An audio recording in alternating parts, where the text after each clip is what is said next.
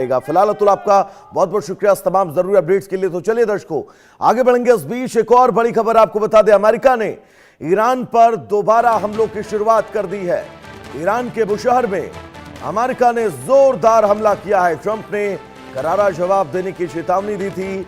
अमेरिकी सैनिकों की मौत पर अब सख्त एक्शन लिया जा रहा है। मिडिल ईस्ट में महायुद्ध जैसे हालात हैं।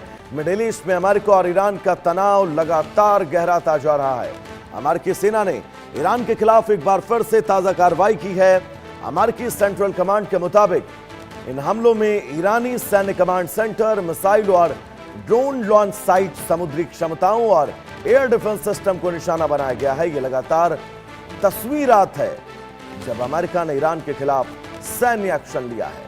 इस बीच अमेरिकी राष्ट्रपति ट्रंप ने ईरान को चेतावनी देते हुए कहा कि अगर अमेरिकी सैनिकों की मौत होती है तो ईरान उसकी बहुत बड़ी कीमत चुकाएगा।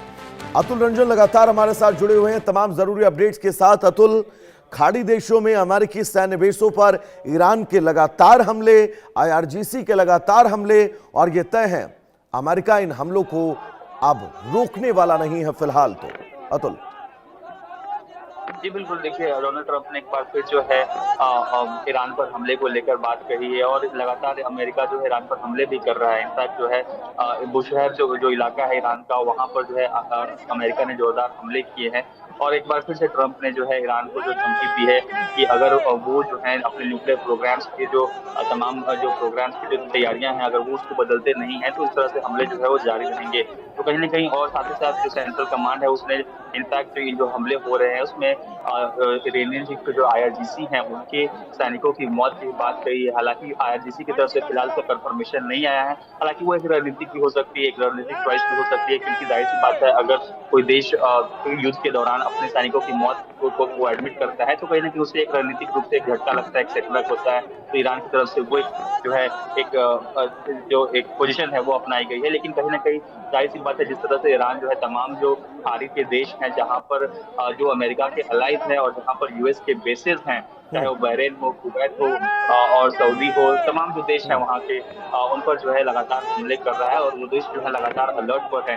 तो कहीं ना कहीं इससे ये स्थिति पता चलती है कि एक बार फिर से जो 30 दिन से पहले जो स्थिति थी ईरान और अमेरिका के बीच, एक बार फिर से वही स्थिति बन गई है।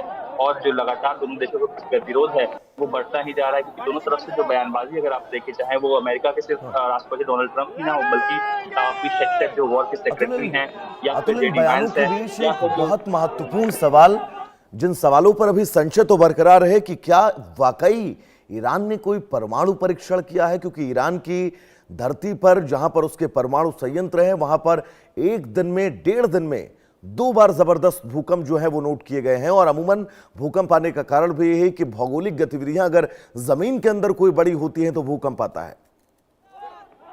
अतुल देखिए बिल्कुल आप सही कह रहे हैं, भूकंप आया था, लेकिन उनसे एक भूकंप जो था आप देखिए उसमें वो आफ्टर शॉक था।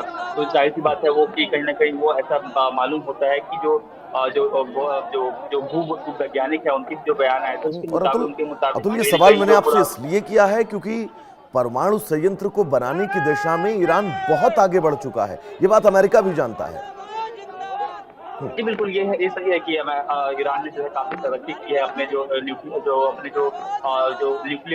जो यूरेनियम की जो क्षमता है उसको बढ़ाने के लिए काफी प्रगति की है। लेकिन फिलहाल इस वक्त जो रिपोर्ट्स जो अमेरिका के पास भी हैं और जो रिपोर्ट्स जो ग्लोबल एजेंसीज के पास, उसके मुताबिक अभी भी यूरेनियम की जो लेवल है, जो स्तर है, वो उस स्तर तक नहीं पहुंचा है जहां पर ईरान जो है एक न्यूक्लियर वेपन बना सके। तो ये जो है कहीं ना कहीं अच्छी बात भी है, लेकिन चिंता की बात है क्योंकि लगातार बहुत दिलचस्प मोड़ पर अतुल ये युद्ध पहुंच चुका है। अब मिडिल ईस्ट और पश्चिमी देशों में जो हालात हैं वो वाकई बहुत ज्यादा चुनौतीपूर्ण है। फिलहाल अतुल आपका बहुत बहुत शुक्रिया इस तमाम जरूरी अपडेट्स के लिए।